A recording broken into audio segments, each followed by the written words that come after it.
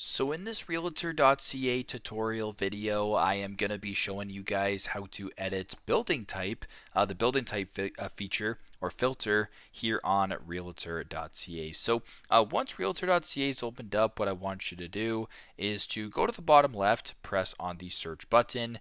Once that is done, I want you to go to the top right to where it says filter. So for this demonstration, I have the Vancouver area selected. Anyways, go to filter at the top right, make sure that residential is selected as well as for sale.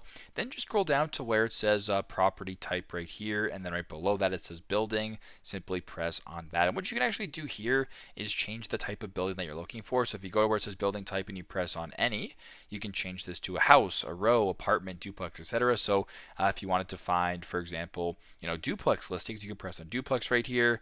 Then go to the bottom right, press on search.